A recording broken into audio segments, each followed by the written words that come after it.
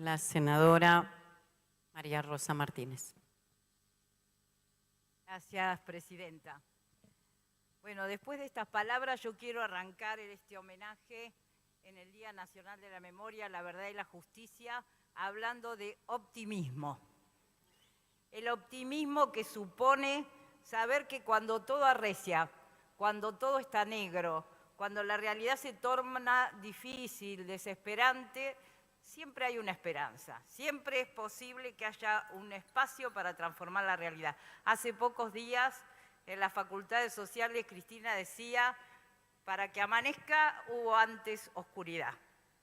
Creo que la mejor manera de homenajear a nuestros 30.000 compañeros y compañeras, a los expresos, a las detenidas, a los hijos, a los nietos, a las madres, a las abuelas, es recordando qué nos movía, por qué peleábamos. Y peleábamos por un pueblo feliz, así de cortito, sencillo, porque hubiera justicia social en todos lados, porque hubiera una patria liberada y un pueblo feliz. En esta historia yo siento que no hay héroes y víctimas. Es una historia, muchas veces me lo pregunto a mí misma. Creo que fue una generación que colectivamente luchó por esto y hubo un Estado terrorista que asesinó, que desapareció, que robó nietos, que tiró cuerpos desde los aviones para implementar un sistema, como decía la compañera, de miseria planificada.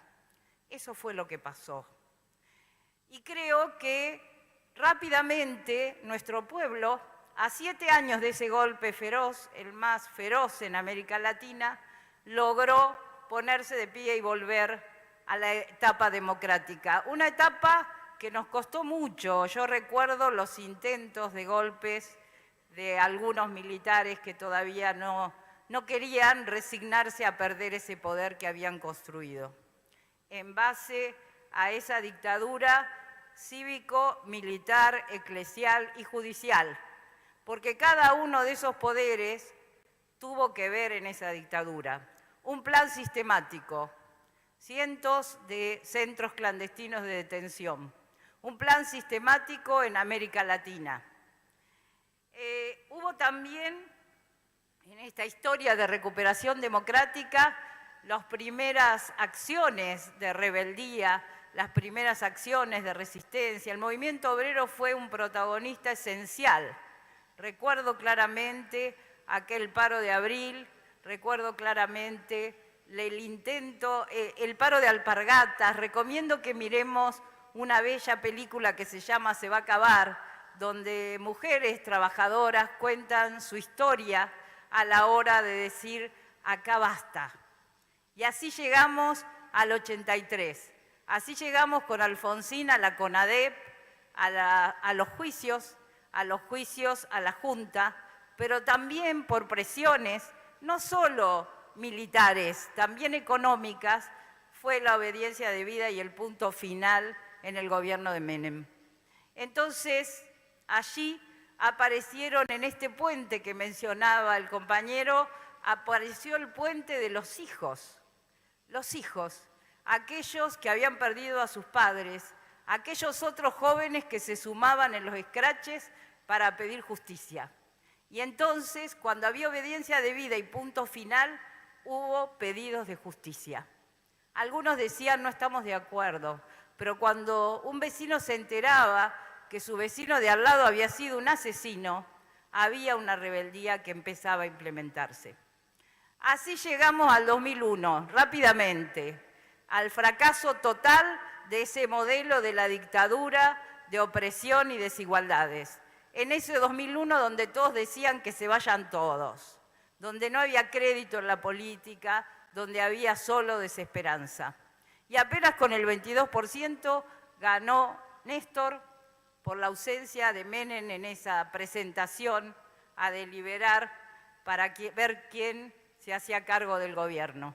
Finalmente, con mucho dolor y mucha tristeza de aquellos días, en eso que llamábamos el infierno, volvimos a pensar que podíamos salir adelante. Siempre esa esperanza, ese fuego está en el pueblo, siempre, no la perdemos.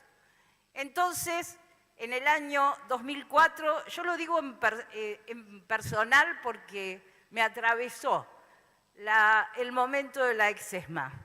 Muchos de nosotros que habíamos sido vistos, como decía la DIVA en sus papeles, terroristas irrecuperables, volvimos a sentir que éramos militantes políticos de un proyecto de país distinto.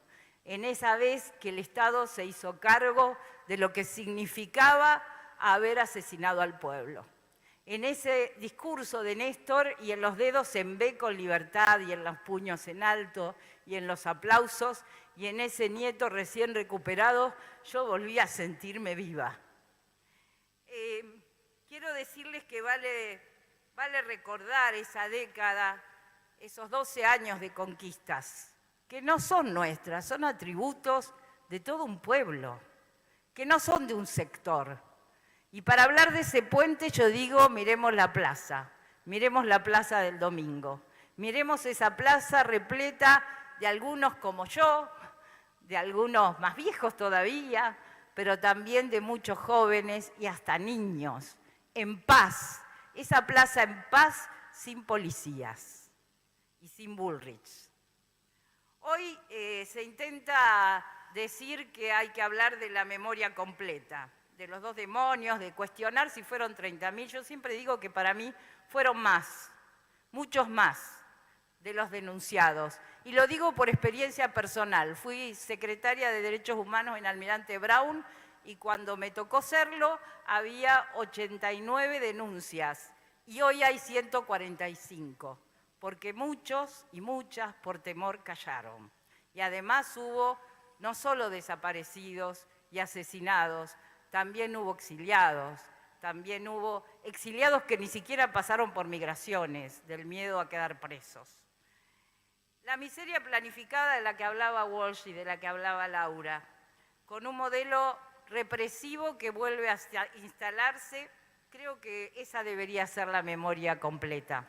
Saber que no hay modelo de ajuste ni modelo neoliberal que no necesite la represión. Es la única manera, porque en algún punto se quiebra esa paciencia que sabemos ejercer los argentinos y las argentinas, y mucho más cuando le pegan a los viejos, y mucho más cuando se sacan los remedios de los enfermos oncológicos, o cuando las jubilaciones se atrasan y no se puede comer, y mucho más cuando vemos niños durmiendo en la calle. Cierre de pymes, pérdida de puestos de trabajo, fin de la moratoria previsional para las mujeres, las que no nos vamos, 9 de cada 10 no nos vamos a jubilar, fin de medicamentos gratis para los jubilados, estigmatización de la discapacidad. Ni hablar de la impunidad con la que se impulsan reformas constitucionales con decretos como el 70-2023. Es una impunidad casi absoluta. A veces nos desorienta tanto que sentimos impotencia. Por eso vengo a hablar de optimismo hoy. El hostigamiento no cesa, es diario, es permanente. A veces el desaliento viene por aquella estatua del sur que voltearon de manera impune. Y sin embargo, nuestro pueblo reacciona pidiendo libros para entender quién era, para saber quién era, como pasó con los cuentacuénticos, cuando los prohibieron. El pueblo siempre encuentra la manera de resistir. Yo creo que el ejercicio de la memoria lo tenemos que sumar al ejercicio de la esperanza, necesaria, imprescindible y gloriosa en nuestro pueblo. En este camino les voy a leer, porque tomé esa costumbre, un poema de un compañero que se llama Alejandro Alonso, que es escritor y poeta ciego, sobreviviente de la dictadura, militante del Frente de Lisiados Peronistas, que era nuestro orgullo. Hay que encenderlo todo, hay que encenderlo todo. La risa, el fuego, los cuerpos sin deseo. Hay que asombrarse siempre, con ojos de infancia, con tempestades en el alma, desvariando, quebrando las leyes de lo exacto, con rebeldía, con imprudencia, con hartazgo. Hay que ser insolente, apenas solo eso, para que esté bien claro que aquí no hay derrotados. Por los 30.000 presente hasta la victoria siempre.